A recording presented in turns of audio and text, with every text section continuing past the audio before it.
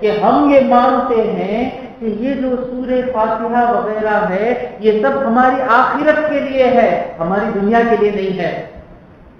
دنیا کے لیے تو ہم بھاگتے نا، TNRC لایا، کیسا بھاگے؟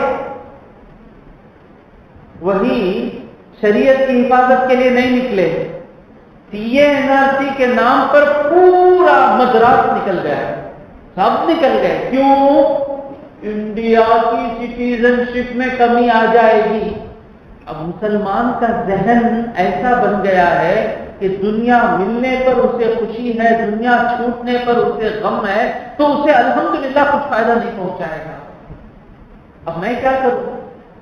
اللہ نے مجھے عالم بنا دیا، میرا کام کیا ہے کہ میرا کام جن لوگوں کو لوگ بولیں کہ مجھے ضرورت نہیں، یہ چاول مجھے ضرورت نہیں، بچہ کہہ رہا ہے کہ میں دوا نہیں پیتا، دوا کڑوی ہے، اب مجھے بچے کو دوا پلانا ہے اور میں زبردستی نہیں پلا سکتا، مجھے بچے کو کنوینس کرنا ہے کہ دوا تیرے لیے فائدہ مند ہے۔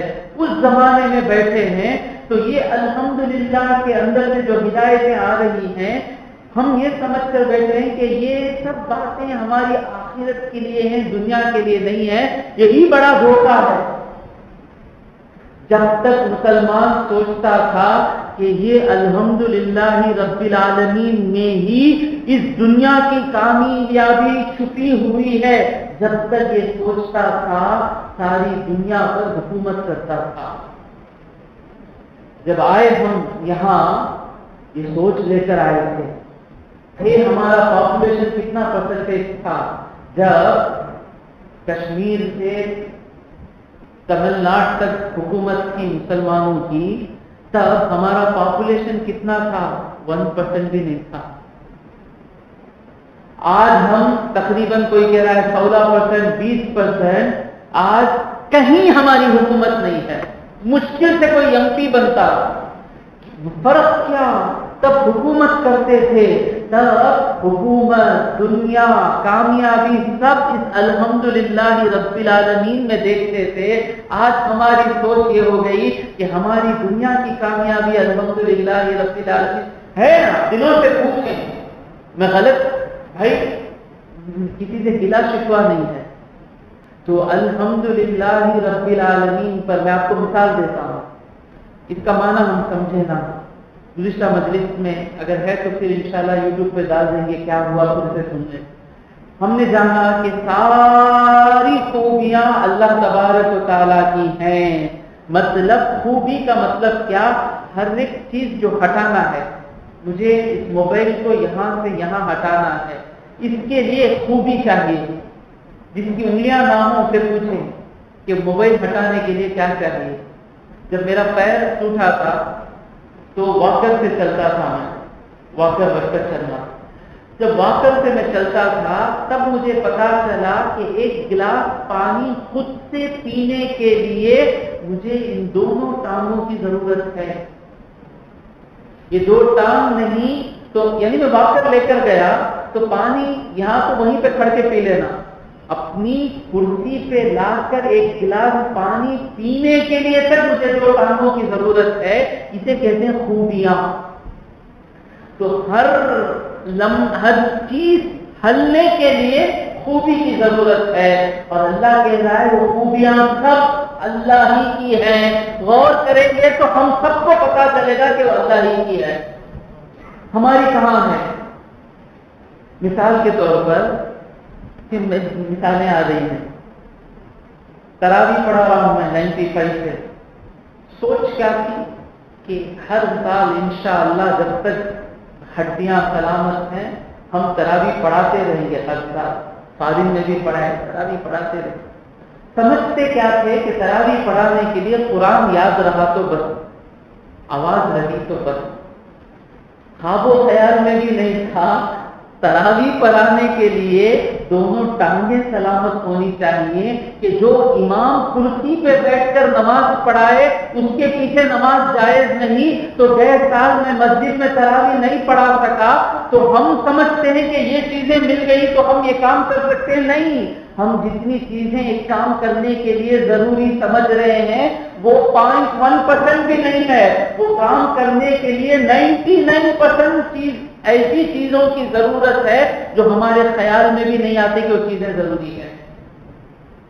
جمعہ کی نماز چلتی رہے گی، سمجھے، کورونا آیا، مسجدیں بند، جمعہ کی نماز سے محروم ہو گئے۔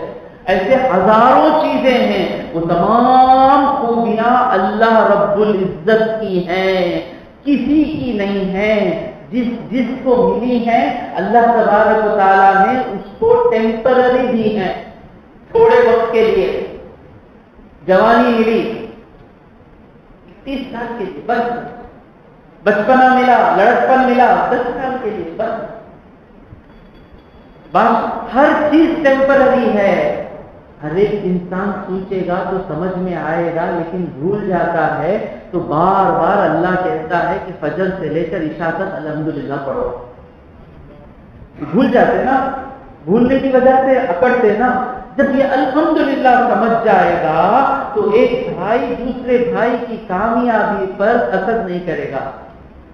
اب کیا ہوتا، جب تک بھائی بیمار ہے، غریب ہے، بھائی کو چاہتے، جو ہی بات بھائی مالدار ہو گیا، بلڈنگ بن لیا، بھائی کو دیکھنا بھی پسند نہیں کرتے۔ کیوں؟ کیونکہ کیا سمجھے کہ یہ بلڈنگ ملنا جو ہے اس کا ہے۔ جب الحمدللہ کا صحیح معنی ذہن میں رہے گا تو آدمی سوچے گا یہ اللہ نے اس کو دیا ہے اور میں کسی کو بیکار کوئی چیز دیتا نہیں، کوئی مقصد سے ہی دیتا ہوں، تو اللہ جب دے رہا ہے تو اس کے پیچھے کوئی مقصد رہے گا، اللہ کا مقصد رہے گا، اور اللہ کا ہر ایک مقصد کامیاب مقصد۔ تو یہ جب الحمدللہ سمجھیں گے حسد نہیں ہوگا۔ حسد نہیں ہوگا تو کیا ہوگا؟ خاندان میں محبت آ جائے گی۔ خاندان میں محبت آ گئی تو کیا ہوگا کہ جب ہم کو مصیبت آئے گی تو یہ جو رشتہ داری ہے، یہ رشتہ داری بڑی چیز ہے۔ یہ رشتہ داری کو جب تک ہم کچھ دے سکیں، دے کر معاف کر کے رشتہ داری کو بچانا ہے۔ جب اس طرح رشتہ داریوں کو بچائیں گے تو جب ضرورت پڑے گی تو سب سے پہلے ہماری مدد کو کون آ کر کھڑے گا؟ رشتہ دار۔ پولیس خدا نہ خواستہ پولیس پیچھ کر جائے گی تو بھائی اٹھے گا کہ میرے بھائی کو بچانا میری ذمہ داری ہے۔ جس کو ہم اپنا عزیز سمجھتے تھے وہ نہیں آئے گا۔ جب مصیبت پڑی تو پہلا فون، گر کے روڈ پہ پڑا ہوں میں، بے ہوش ہونے سے پہلے ایک کال، کیا میرا چھوٹا بھائی ہے، اس کو ایک کال کر دیا، لاش بھی قبرستان پہنچا دے گا، بچا تو بھی ہاسپٹل پہنچا دے گا۔ یہ ہے رشتہ داری۔ رشتہ داری بڑی نعمت ہے، خدا کی قسم میں کہہ رہا ہوں، رشتہ داری بہت بڑی نعمت ہے، کیونکہ میں نے رشتہ داری کو بچا کر رکھا ہے۔ مجھے تکلیف ہوتی ہے تو میرے سارے رشتہ داروں کے دلوں کو تکلیف پہنچتی ہے۔ یہ رشتہ داری کی محبت آتی کہاں سے ہے؟ الحمدللہ سے آتی ہے۔ اور یہ رشتہ داری کی محبت جاتی کہاں ہے؟ الحمدللہ کو بھول جانے سے جاتی ہے۔ تو الحمدللہ سمجھ گئے کسی سے حسد نہیں ہوگا، الحمدللہ سمجھ گئے ہم تکبر نہیں کریں گے، سپیریئرٹی کمپلیکس، میں سب سے بڑا، کیونکہ جس چیز پر بھی تکبر ہوتا نا، کیوں ہوتا؟ یہ چیز میرے پاس ہمیشہ رہے گی سمجھ کر تکبر ہوتا، لیکن یہ کوئی جس چیز پر بھی ہم تکبر کر رہے ہیں کوئی چیز ہمارے پاس رہنے والی نہیں، یہ بھول کر تکبر کرتا۔ اب اس تکبر کی وجہ سے ہوتا کیا؟ تو سمجھ جاتا کہ ہمیشہ میرا پوزیشن میں ہی رہوں گا، مسجد کا متولی میں ہی رہوں گا، وہ بستی کا بادشاہ میں ہی رہوں گا۔ بیوقوف ہے، بھول گیا کہ اللہ دینے والا۔ اب جب اس کے ہٹنے کا وقت آتا تو اب کیا کرتا؟ وہ پوزیشن نہیں جانا، قتل کرتا، مرڈر کرتا، فساد کرتا، دنگے کراتا، سب غارت گریاں کراتا۔ تو الحمدللہ اگر سمجھ جاتا تو اتنی غارت گریوں سے دنیا بچ جاتی۔ تو اتنی چیزیں الحمدللہ رب العالمین میں ہیں، تو تمام خوبیاں اللہ کی ہیں، کیونکہ وہی تمام عالم کو پالنے والا مالک ہے۔ اب اللہ پال رہا ہے، جیل میں جیلر بھی پالتا ہے، کھانا دیتا ہے، کرتا ہے، اور ٹارچر کرنے والا کڈنیپ کر کے چلا جاتا نا، وہ بھی پالتا ہے۔ لیکن اللہ کہہ رہا ہے کہ میں کیسے پال رہا ہوں؟ الحمدللہ رب العالمین الرحمن الرحیم۔ میں جب تم کو پالتا ہوں نا تو میں رحمان ہونے کی صفت سے دلبدر ہو کے تمہیں پال رہا ہوں۔ جب میں تم کو پالتا ہوں میں رحیم ہونے کی صفت سے دلبدر ہو کے پالتا ہوں۔ بسم اللہ الرحمن الرحیم کی تفسیر میں ہم نے سنا رحمان کا معنی کیا، رحیم کا معنی کیا، مختصر کہتا چلوں، رحمان نہایت مہربان، رحیم بہت رحم والا۔ رحمان کا مطلب کیا؟ رحمان سب پر رحم کرنے والا، مسلمان کافر سب پر رحم کرنے والا، اور رحیم مسلمانوں پر رحم کرنے والا۔ تو دنیا میں اللہ تبارک و تعالیٰ اپنی رحمانیت سے جلوگر ہے، آخرت میں اللہ تعالیٰ رحیم بن کر جلوگر ہوگا تو کافر گیا جہنم میں۔ یہاں برباد نہیں ہو رہا ہے کافر، کیوں؟ اللہ یہاں رحمان ہے، یعنی سورج کو بھیجتا ہے، اللہ کہتا ہے سورج کافر مسلمان سب کو برابر روشنی دے، پانی دیتا ہے، اللہ کہتا ہے پانی کافر مسلمان سب کو برابر دے۔ اگر اللہ کا یہ حکم نہیں ہوتا تو زمین کیا بولتی؟ زمین کس کی ہے؟ اللہ کی ہے نا۔ اگر اللہ زمین کو برابر بانٹنے کو نہیں کہتا تو زمین کیا بولتی؟ اے اللہ یہ زنا کرتا ہے، اس کو میرا ایک دانہ میں نہیں دوں گی، یہ بت پرستی کرتا ہے، میں میرا ایک جھاڑ کا پتا اسے نہیں دوں گی۔ سمندر کہے گا مولا اس خطرہ میں پینے نہیں دوں گا، سورج بولے گا اسے میں دھوپ دوں گا نہیں، سب اللہ کو چاہنے والے۔ لیکن اللہ کہہ رہا ہے حال میں کہ یہ تمہارا کام نہیں ہے، میرے بندے ہیں، تم نے ان کو بنایا نہیں ہے، میں نے ان کو بنایا ہے، یہ توبہ کریں گے کیا؟ میں ان کو مہلت دے کر ہوں، یہ کتنا بھی گناہ کریں میں رحمان ہوں، میں ان کے گناہوں کو برداشت کروں گا۔ اتنے گناہ کرنے کے بعد ایک مرتبہ لا الہ الا اللہ محمد الرسول اللہ پڑھ دے، میں اس کے سارے گناہ کو معاف کر دوں گا۔ بی بی ہندہ رضی اللہ تعالی عنہا یہ کتنی بڑی دشمن تھی، دین کی، اللہ کی دشمن تھی، رسول اللہ کی دشمن تھی، اور انہوں نے احد کی جنگ میں قسم کھا کر آئی تھی کہ حمزہ رضی اللہ تعالیٰ عنہ حضور کے چچا، ان کا پیٹ کاٹ کر ان کا کلیجہ نکال کر جب تک میں چابوں گی نہیں اپنے دانتوں سے میرا خون ٹھنڈا نہیں ہوگا۔ آئی ایک آدمی کو لائی، اس نے ان کو شہید کیا، ان کا پیٹ شق کیا گیا، ان کا کلیجہ نکالا گیا، اور ان کے کلیجے کو چاپ کر اپنے غصے کو ٹھنڈا کرنے والی ہندا، ان کو معاف کرنے کے لیے بھی رحمان چاہیے۔ یہ ہندا جب آتی ہیں آ کر کہتی ہیں لا الہ الا اللہ محمد الرسول اللہ، سارے گناہ معاف، اور جو مقام ایک صحابی کو ملنا ہے وہ مقام بی بی ہندا کو دے۔ یہ کون کر سکتا ہے؟ رحمان ہی کر سکتا ہے۔ آپ پوچھیں گے رحمان تو کرتا ہوا نظر نہیں آیا، وہاں پر کرتا ہوا رحیم نظر آیا۔ حضور کا نام کیا ہے؟ رحیم ہے نا، وہ رحیم کہتے ان کے چچا تھے نا، ہائے ہائے قربان جائے۔ حضرت حمزہ اگر جنت میں نظر آ جائے نا، حضرت حمزہ کے قدموں کی دھول کو میری آنکھوں کا سرما بنا کے لگا لوں گا۔ کیسے حفاظت کرتے تھے حضور صلی اللہ علیہ وسلم۔ وہ جب حضرت حمزہ شہید ہوئے تو حضور اکرم صلی اللہ علیہ وسلم ان کا جسم ڈھانکنے کے لیے چادر اتنی چھوٹی تھی کہ پیروں کو ڈھانکا جاتا تو سر باہر آ جاتا، سر کو ڈھانکا جاتا تو پیر باہر آ جاتے تھے، اور سارے جسم کو نوچ دیا گیا تھا، ناک، آنکھ، کلیجہ، پیٹ، سب۔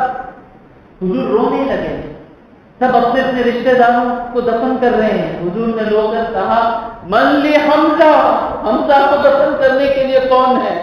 جب صحابہ نے دیکھا کہ ان شہیدوں میں سب سے زیادہ غم حضرت حمزہ کی شہادت دے رہی ہے، اپنے سارے بھائیوں کو سب کو چھوڑ کر حضرت حمزہ کو دفن کرنے کے لیے آئے تو حضور کا جگر اتنا دکھا تھا، لیکن جب بی بی ہندا آتی ہیں، لا الہ الا اللہ پڑھتی ہیں، رحمان معاف کرنے سے پہلے رحیم معاف کر رہا ہے، کیوں؟ کیونکہ یہ آئے ہی ہیں رحمت للعالمین بن کر۔ تو الرحمن کافر مسلمان سب پر رحم کرنے والا، رحیم مسلمانوں پر رحم کرنے والا۔ تو میں نے الحمدللہ رب العالمین میں شان محمدی بتائی تھی۔ اب رحمان الرحیم میں شان محمدی کیا ہے؟ رحمان اور رحیم میں صفت کیا ہے؟ رحمت ہے۔ اور اللہ نے حضور کو بھیج کر کہا وما ارسلناک، اے حبیب ہم نے تم کو نہیں بھیجا مگر رحمت بنا کر بھیجا۔ تو اللہ تبارک و تعالیٰ کی رحمت کو دیکھنا ہے، محمد رسول اللہ صلی اللہ علیہ وسلم کو دیکھنا ہے۔ آپ کی اس مجلس کی برکت میں یہ جو پوائنٹ الرحمن میں بی بی ہندا کا میرے منہ سے نکلا اور الرحمن معاف کرنے سے پہلے رحیم معاف کر رہا ہے، یہی مثال ہے رحمان اور رحمت للعالمین کی۔ اب رحمان رحیم تو آپ سن چکے ہیں، بسم اللہ الرحمن الرحیم۔ اب آج اگلی آیت کو جاتے ہیں۔ مالک یوم الدین، مالک ہے، یوم عربی میں کہتے ہیں دن کو۔ انشاءاللہ اگر غور سے آپ ساری مجلسیں کو آئیں گے عربی بھی سمجھنا شروع کر دیں گے۔ مالک کہتے ہیں اونر، یوم کہتے ہیں دن، دین، یہاں دین کا معنی کیا ہے؟ بدلہ دینا، جزا۔ مالک یوم الدین، بدلہ دینے کے دن کا مالک اللہ تبارک و تعالی ہے۔ تو اللہ نے جب کہہ دیا کہ وہ الحمدللہ ہے، یعنی سب کچھ وہ دیتا ہے، الرحمن الرحیم ہے، وہ کیسے دیتا ہے؟ بہترین طریقے سے دیکھتا ہے۔ اس چھوٹی مثال کیا ہے کہ ہم پیدا ہونے سے پہلے ہم کو کیا ضرورت ہے معلوم ہونے سے پہلے ماں کے پیٹ میں جب تھے تو ماں کے پیٹ کی تھیلی کو ہمارے لیے پہلے سے مناسب بنا دیا تھا، اور ماں کی پیٹ میں جو غذا، کوئی غذا نہیں، ماں بھی نہیں پہنچا سکتی، اس وقت ہم کو غذا پہنچا رہا تھا، اور اس تھیلی میں رہنے کے لیے جیسا جسم ہم کو ضروری ہے ویسا جسم ہم کو دیا تھا، اور نکلتے ہی ماں کے پیٹ سے ہم نکلے، ہماری غذا ماں کے جسم میں آ گئی۔ اور جب کبھی آپ دیکھیں بچے کو کوئی سکھاتا نہیں ہے کہ دودھ پینا، وہ چیز اللہ قرآن میں فخر سے کہتا ہے وَهَدَيْنَاهُ النَّجْدَيْنِ، ہم نے دو نجد کی ہدایت دی تم کو۔ خود بخود بچہ کسی کے سکھائے بغیر دودھ پیتا ہے، کوئی ٹریننگ نہیں دی ہے، تو دودھ صرف ماں کے دل میں ایسی محبت ڈال دیتا ہے اس بچے کی کہ اس ماں کو اس بچے کا پیخانہ پیشاب گندا لگتا نہیں۔ اس طرح غور کریں۔ ہماری مشکل یہ ہے کہ ہم ناشکرے ہو گئے ہیں، ہمارے ذہن میں کیا نہیں ملا اس کی فکر رہتی کہ کیا نہیں ملا۔ میں گزشتہ بیان میں بھی کہا تھا کیا نہیں ملا چھوڑ دے، فوراً شیطان ہم کو لے کر جائے کہ مجھے یہ نہیں ملا، فوراً دیکھیں مجھے کیا ملا، مجھے کیا ملا، مجھے کیا ملا، گنتے جائیں گے دن ختم ہو جائے گا، لیکن مجھے کیا ملا کیا ملا کیا ملا ختم نہیں ہوگا۔ تھوڑا حضور کیا کہتے ہیں، تم سے اوپر جو ہے ان کو مت دیکھو، تم سے نیچے جو ہے ان کو دیکھو، راستے میں چلو تو مسجد میں جانے والے کو مت دیکھو، راستے میں چلو تو جس کے پیر نہیں ہیں لکڑے پہ بیٹھ کر ہاتھوں سے دھکیلتے ہوئے گاڑی سے جو چل کر جاتا ہے نا، یا ٹانگ جس کی نہیں ہے وہ سائیکل چلا لے کر جاتا ہے نا، ان لوگوں پر نگاہ رکھیں گے الحمدللہ کے سائے میں رہیں گے۔ ایک وقت اسے دیکھ لیں سارا رونا ختم ہو جائے گا۔ تو اب مالک یوم الدین، دینے والا اللہ اچھے طریقے سے دے رہا ہے۔ یہ سب دینا جو ہے ایسے ہی نہیں ہے، اس کا ایک دن حساب دینا ہے۔ اب قیامت کا ذکر لا رہا ہے اللہ۔ تو یہ سب جو ملا ہے، ہر نعمت کے ملنے پر وہ نعمت کا تم نے کیسے استعمال کیا اس کا جواب دینا ہے، اور اس دینے کا دن ہے، اس دینے کے دن کا مالک اللہ تبارک و تعالی ہے۔ اب آپ پوچھیں گے حضرت ہمیں کیا ابھی پوچھتے نہیں حضرت، تمہیں چھوکا آپ پوچھیں گے روزے۔ حضرت کیا قیامت کے دن کا چلا مالک کیا؟ آج بھی تو وہی مالک ہے، لیکن آج وہ مالک ہونا نظر نہیں آ رہا ہے، اسی لیے اس کے بندوں کو لوگ مار رہے ہیں۔ ابو جہل کو نظر نہیں آیا، آج نظر نہیں آتا، اور جو مانتے ہیں وہ بھی بھول کر گناہ کرتے ہیں۔ گناہ کرتے نا، موبائل میں گندی چیز دیکھتے، اللہ مجھے دیکھ رہا ہے، معلوم رہا تو دیکھیں گے کیا؟ نہیں نا، آج وہ نظر نہیں آ رہا ہے۔ کوئی کہہ سکتا ہے کہ اللہ مالک نہیں ہے، لیکن وہ دن ایسا رہے گا سب کو یقین ہو جائے گا کہ وہی مالک ہے، بالکل مالک یوم الدین، روز جزا کا مالک، سب کو حساب کتاب دینا ہے۔ اب یہ جو انگریز ہیں، قرآن کے دشمن ہیں، جن کو لبرلز کہتے ہیں، کیا کہتے ہیں؟ ہندوستان میں ہم لبرلز کے ساتھ ہیں، لبرلز۔ میں تو یہی کہتا ہوں، جس کو ہم بڑا دشمن سمجھ رہے ہیں نا، کھلا میں نہیں بول سکتا، میں تو اب ذرا دیکھ کر آپ، جس کو ہم بڑا دشمن سمجھ رہے ہیں اور جس کے سہارے سے اس دشمن کو ہرانے کی کوشش کر رہے ہیں، میری سوچ ہے اس سے بڑا دشمن یہ ہے۔ یہ جو لبرل تھاٹ ہے یہ خطرناک ہے۔ یہ لوگ قرآن کا مذاق اڑاتے ہیں کہ اللہ کو نہیں مانتے، نو گاڈ، ایتھیسٹ۔ نارتھگن یہ جو بھی ہے کہتا، یہ کیا تمہارا اللہ، کیا ضرورت تھی اسے حساب بنانے کی؟ صرف دے دیتا، ہم دیتے ہیں، کسی سے حساب لیتے نہیں، تمہارا کیا؟ ایسے سب سوال آئیں گے، بچ کر بیٹھے ہیں ہم، شیطان چھوڑتا نہیں، گناہ بھی کر رہے ہیں، شراب بھی پی رہے ہیں، ابو کو گالی بھی دے رہے ہیں، ایمان بھی سلامت ہے، جاتے جاتے لا الہ الا اللہ پڑھ کو چلے جائیں گے، سمجھتے نا ایسا نہیں ہوتا۔ مرنے سے پہلے شیطان آتا ہے پانی کا پیالہ لے کر، پیاس رہتی ہے انسان کو، ہم کو نظر نہیں آئے گا، پیاس لگے گی اس وقت شیطان آئے گا پانی کا پیالہ لے کر، لائے گا، پیاس دور کی ہوگی، کہے گا پانی ہونا، بولو کہ میں تیرا خدا ہوں۔ اس وقت جو آدمی حرام کو چھوڑ کر اللہ کی رضا حاصل کرا وہی بچ سکے گا۔ ہماری حالت کیسی ہے؟ تھوڑا بھی حرام ملا اللہ کو بھول گئے، 1000 روپے کے لیے بھی اللہ کو بھول گئے، جھوٹ بول کے کما لیے، تو اس وقت شیطان آئے گا۔ ایک مشہور واقعہ ہے، ایک بڑے مفسر تھے، ان کو جب جان کنی کا وقت آیا، آخری وقت سے پہلے ان کے پاس شیطان آیا، آ کر بولا، بڑے مفسر، اللہ ایک ہی، مفسر ہیں، کہتے ہیں ہاں، دلیل دو۔ وہ دلیل پیش کیے، الحمدللہ میرے سے بڑے۔ شیطان دلیل توڑ دیا، دوسری دلیل توڑ دیا، تیسری دلیل توڑ دیا، چوتھی دلیل توڑ دیا۔ اب وہ کہے کیا بول کے بچے؟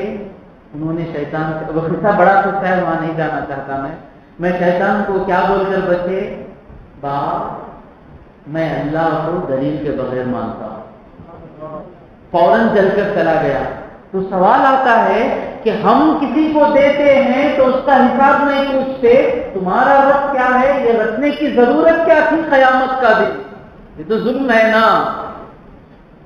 سمجھ میں آیا؟ میرا رب کون ہے؟ ان اللہ لا یظلم مثقال ذرہ، رائے کے دانے کے برابر بھی اللہ ظلم نہیں کرتا۔ انشاءاللہ مجلسوں میں بیٹھیں گے، ایمان تازہ ہو جائے گا، ہر ایک بندہ جواب دے سکے گا۔ یہ مالک یوم الدین نہیں رہا تو ہوگا کیا؟ ہر ظالم اتنا ظلم کرے گا کہ کوئی بھی کمزور جی نہیں سکتا۔ ہم شراب پیے بغیر ہیں، ہماری عورتوں پر ہمارا بڑا احسان کیا ہے معلوم؟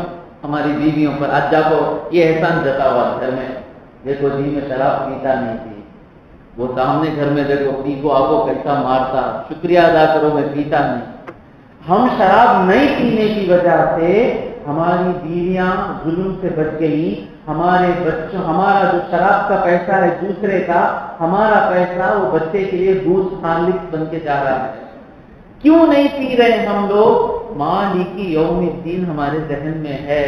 میں پیوں گا تو اللہ کو جواب دینا پڑے گا. تو مالک یوم الدین رکھ دینے کی وجہ سے کوئی برباد نہیں ہو رہا ہے، سب کے سب آباد ہو رہے ہیں. میں پڑوسی کی بیوی پر بری نگاہ سے نظر نہیں اٹھا رہا ہوں، میں کسی کے ساتھ ناجائز تعلق نہیں رکھ رہا ہوں. کس چیز کیا چیز ہے مجھے روک رہی ہے؟ مالک یوم الدین مجھے روک رہی ہے. میں اپنے ماں باپ کو بڑھاپے میں بے سہارا نہیں چھوڑ رہا ہوں. کیا چیز ہے مجھے روک رہی ہے؟ مالک یوم الدین مجھے کہہ رہی ہے کہ ماں باپ کی بد دعا دے گا تو قیامت کے دن اللہ کو جواب دینا پڑے گا. تو یہ مالک یوم الدین سے ہر ایک انسان کی بہبود ہی ہے، سوا کسی کا نقصان نہیں ہے. سمجھ میں آ رہا ہے نا؟ مالک یوم الدین، یہ موت اللہ رکھا. تھوڑے لوگ پوچھتے موت ہی کہیں کو رکھا اللہ؟ موت نہیں رکھتا تو کیا ہوتا معلوم؟ فرعون ہی زندہ رہتا. پھر بولتے نہیں کب مریں گا، بولتے نہیں، بولے نہیں ہمیں 2020 میں بولتے تھے نہیں ہمیں 2 جنے کب مریں گے، ابھی بھی بولے تو ہی نہیں. تو موت نہیں رکھے تو حالت کیا ہوگی؟ تو مالک یوم الدین اللہ تبارک و تعالیٰ موت رکھتا ہے. اور مالک یوم الدین کی خوبصورتی کیا ہے کہ آدمی مر جاتا ہے، ابا مر گئے، انتقال ہو گئے. اب مالک یوم الدین اس کو کیا کہہ رہے ہیں؟ باپ انتقال ہو گئے. ایک صحابی آ کر پوچھتے ہیں یا رسول اللہ میرے ابا انتقال ہو گئے، کیا اب بھی میں ان کے ساتھ کچھ اچھا سلوک کر سکتا ہوں؟ حضور نے کہا ہاں. وہ جن جن سے محبت کرتے تھے، جو جو ان سے قریب تھے، ان کے ساتھ اچھا سلوک کرو. تمہارے ابا مرنے کے بعد بھی تمہارا احسان ان کو پہنچتا رہے گا. تو مالک یوم الدین اس دنیا میں بھی مجھے فائدہ پہنچا رہا ہے، میرے مرنے کے بعد بھی میرے بچوں پر مالک یوم الدین کو ماننے والے آ کر ان کے ساتھ اچھا سلوک کر رہے ہیں.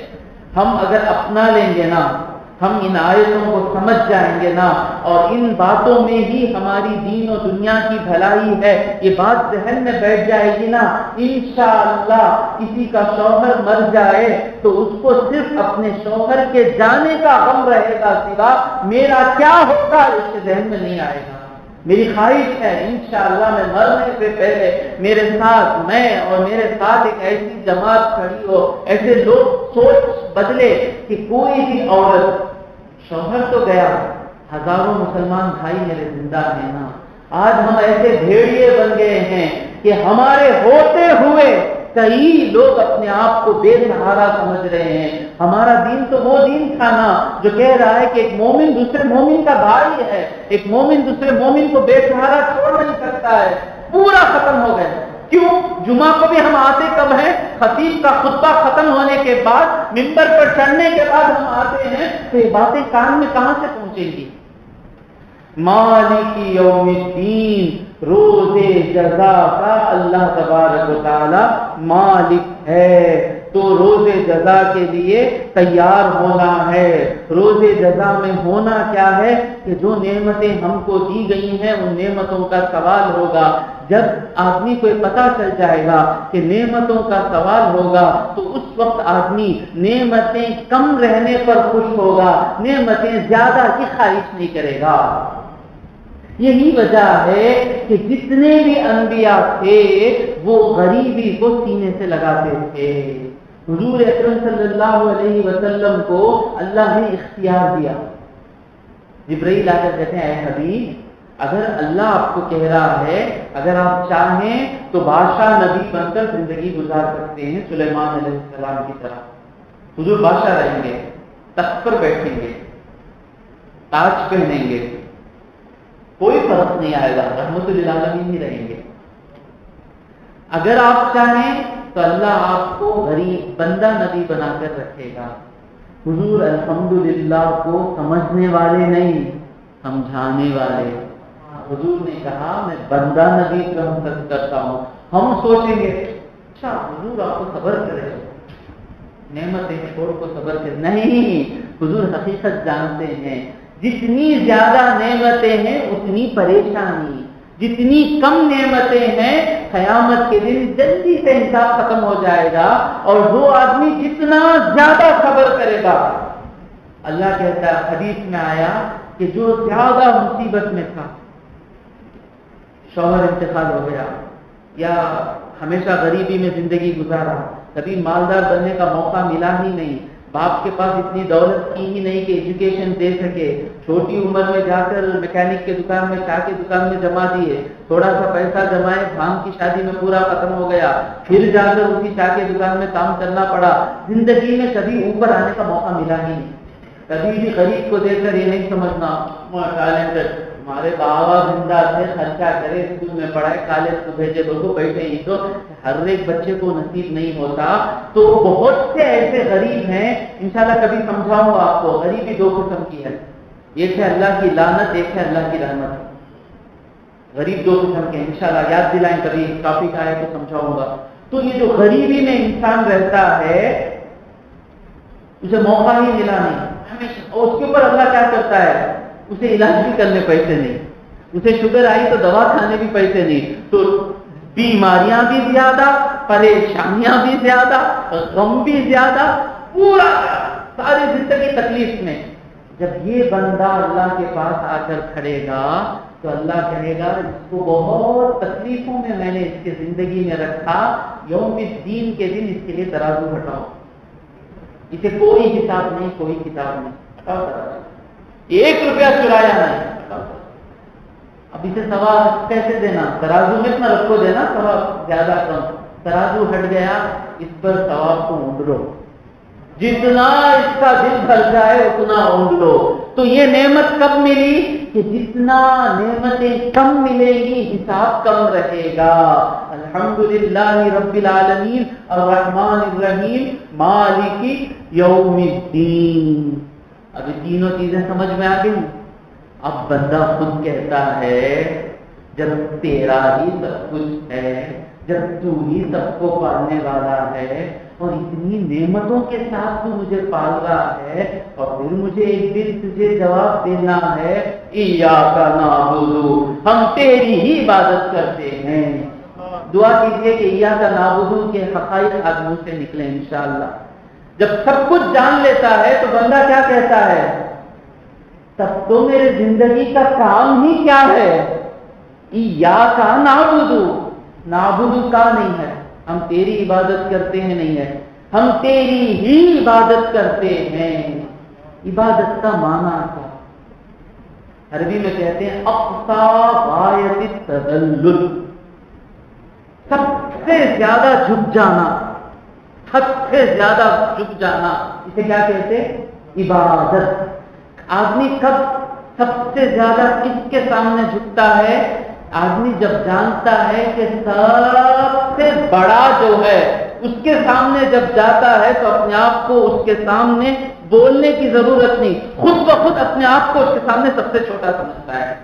میرے شاگرد میرے سامنے بیٹھتے ہیں، حضرت میرے شاگرد ہیں، اب یہ میرے سامنے بیٹھیں گے تو یہ ادب سے بیٹھ گئے، کیونکہ یہ جانتے ہیں کہ میں ان سے کتنا بڑا ہوں۔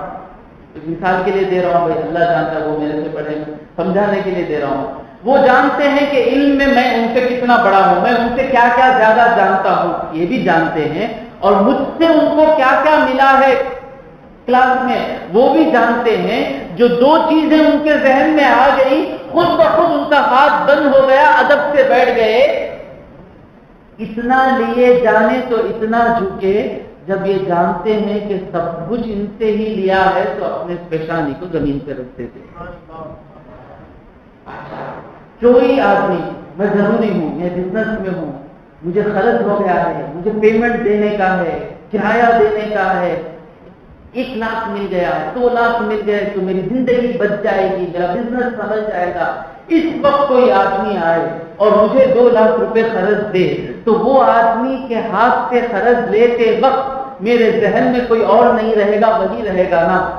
اسی طرح جب انسان الحمدللہ کو سمجھ جاتا ہے تو وہ آدمی نظر آنے سے پہلے اسے اللہ نظر آتا ہے۔ بندے کو اللہ، وہ آدمی جب آ کر کچھ دیتا ہے، دیکھتا ہے مولا میری ضرورت تجھے معلوم ہوئی، اور تو میری ضرورت کو جان کر اس کے دل میں میری محبت ڈال کے تو مجھے دے رہا ہے مولا، تمہارا بھی شکریہ، میرے اللہ کا بھی شکریہ۔ جب یہ سوچ آدمی کی آ جاتی ہے تو سجدے سجدے میں مزہ ملتا ہے، سجدے سجدے میں مزہ ملتا ہے۔ جب میرا ایکسیڈنٹ ہو کر تھا، اللہ سے یہی دعا تھی، مولا میں سجدے کرتا تھا، ان سجدوں میں مزہ ملتا تھا، کہیں ایسا نہ کر دے کہ میں زندگی بھر کرسی پر بیٹھ کر سجدے سے محروم ہو جاؤں۔ اللہ کا کرم ہوا، اب میں زمین پر سجدہ کر رہا ہوں۔ بندے کو سجدے میں کیسی محبت، کیسا مزہ ملنا معلوم؟ بیٹے کو بوسہ دیتے وقت مزہ ملتا نا، اپنے بچے کو سینے سے لگائے تو مزہ ملتا نہیں ملتا؟ نہیں ملتا۔ تو ایک مزہ تو ملے گا نوٹاں گننے کے ٹائم کو۔ سب سے مزیدار چیز کیا ہے؟ سب سے مزیدار چیز کیا؟ نوٹ گنتے مزہ ملتا نا۔ گوگل پے میں میسج آتا تھا، پیمنٹ آ گیا، پیمنٹ ریسیوڈ، مزہ ملتا نا۔ جو پیسے کو ہاتھ لگانے میں مزہ، بیٹے کو سینے سے لگانے سے مزہ، بیوی سے، ماں سے۔ اچھا، جو اللہ کو چاہنے والا ہے اسے کیا مزہ ملتا؟ جب پیشانی زمین پر لگاتا تو اسے اللہ سے مزہ ملتا۔ جسے جتنا مزہ ملتا اس کے سجدے اتنے لمبے ہو جاتے۔ حضور کے سجدے ایسے رہتے تھے کہ بی بی عائشہ فرماتی میں سمجھتی کہ حضور انتقال ہو گئے۔ آج ہمارے سجدے چھوٹے ہیں، کا مطلب کیا ہے؟ ہماری پیشانیوں کو مزہ ابھی ملا نہیں ہے۔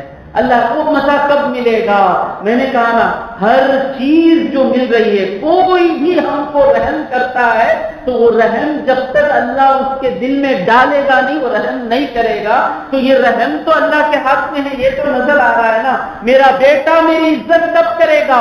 جب اللہ اس کے دل میں میری محبت، میرا عزت ڈالے گا تبھی عزت کرے گا۔ جب یہ راز بندہ جان لیتا ہے تو ہر نعمت دیتے وقت اللہ اسے نظر آتا ہے، تب وہ ایاک نعبد۔ اب آپ سوال آپ نہیں پوچھیں گے، پوچھنا چاہیے۔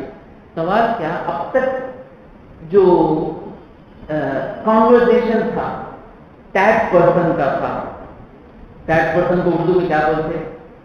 یہاں مسلم ہائی اسکول میں پڑھے تو کوئی نہیں، کیا مدرسے اعظم میں، مسلم ہائی اسکول میں، وہ زمانہ ختم ہو گیا نا۔ First person, second person, third person English grammar میں بولتے، اردو گرامر میں کیا بولتے؟ حاضر، مخاطب، غائب۔ وہ یہ پاسٹ پریزنٹ فیوچر ہو، ماشاءاللہ متشابہت لگ گیا۔ کیا لگا نوید؟ متشابہت۔ یہ کیا ہے؟ First person, second person, third person, حاضر، مخاطب، متکلم، مخاطب، غائب۔ ابھی تک جو تھا غائب تھا، اللہ کے بارے میں بات کر رہے ہیں، کسی کے بارے میں۔ ساری تعریفیں اللہ کے لیے، وہ اللہ تمام جہاں والوں کا مالک ہے، وہ رحمان ہے، وہ رحیم ہے، وہ قیامت کے دن کا مالک ہے۔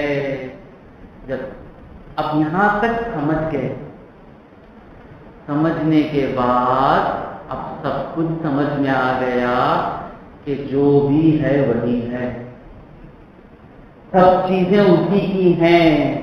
اب معلوم ہو گیا کہ میرے ہر بات کو اللہ سن رہا ہے، میری ہر ادا کو اللہ دیکھ رہا ہے، تو بندہ اللہ سے بات کرنا شروع کر دیتا۔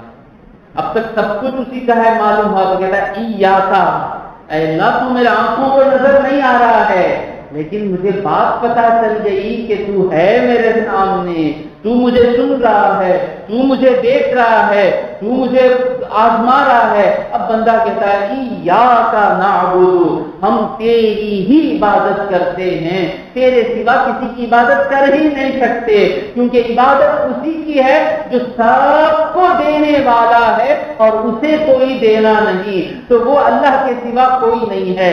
خواہش اگر آئے بھی محمد رسول اللہ کی عبادت کرنے کی تو عبادت ان کی ہو نہیں سکتی۔ عبادت ان کی کریں گے تو اس کا مطلب کیا ہے؟ حضور کو ہم ستا رہے ہیں۔ کیا بھائی بولے؟ عبادت حضور کی کیے تو حضور کو خوش نہیں کر رہے ہیں۔ مثال کے طور پر میں ہوں، مجھے آ کر مسجد اس میں تو چلے کیا بولے ڈاکٹر نہ تمہیں، کیا افادوں کے سرجن نہ تمہیں، مجھے خوشی ہوں گی؟ مجھے کیا بولے تو خوشی آئے گی؟ حافظ صاحب ہوتے ہیں، تفسیر کرنے والے، جو میں ہوں وہ بولے تو مجھے خوشی آئے گی، جو میں نہیں ہوں وہ مجھے بولیں گے تو مجھے غصہ آئے گا. تو اللہ تبارک و تعالیٰ محمد الرسول اللہ کی بھی عبادت ہم نہیں کرتے. کیوں؟ حضور سب کو دینے والے، لیکن حضور خود کسی سے لینے والے. عبادت اس کی ہے جو سب کو دے اور اس کو کوئی نہ دے، وہ کسی کا محتاج نہ ہو، وہ ہے تو بس اللہ تبارک و تعالیٰ ہے.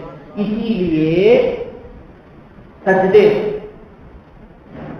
ہماری شریعت میں، حضور کی شریعت میں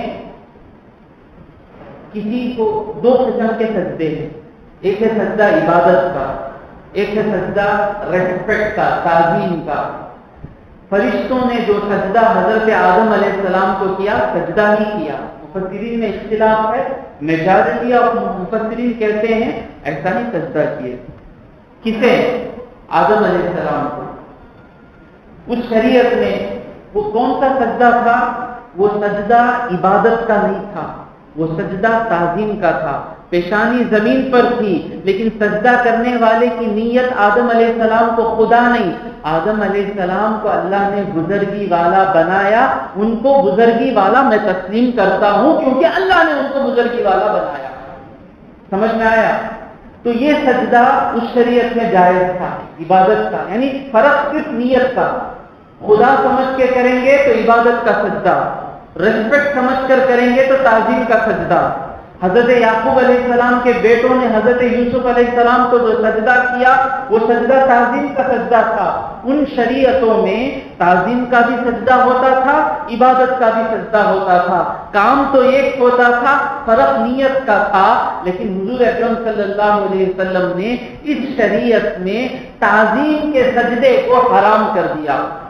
کوئی انسان کسی انسان کو یا کسی بھی چیز کو تعظیم کا سجدہ بھی کرنا حرام.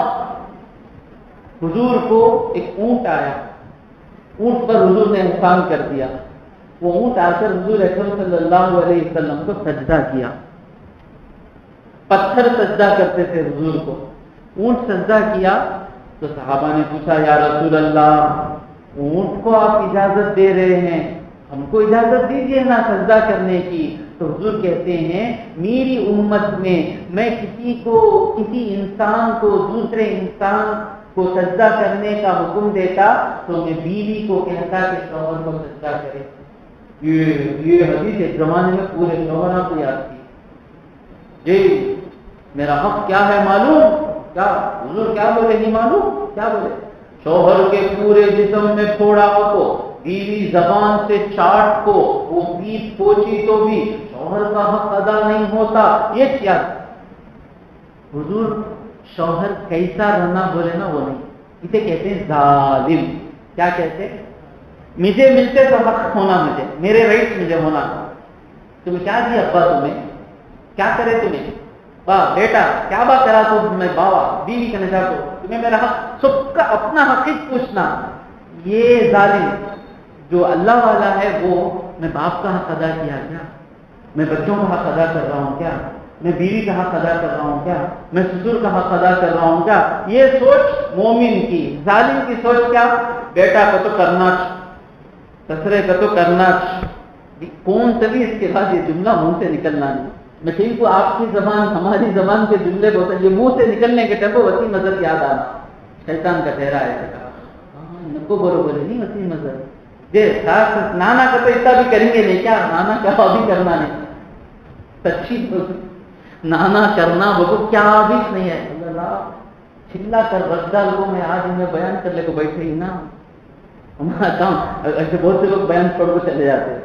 وآخر دعوانا الحمد للہ رب العالمین.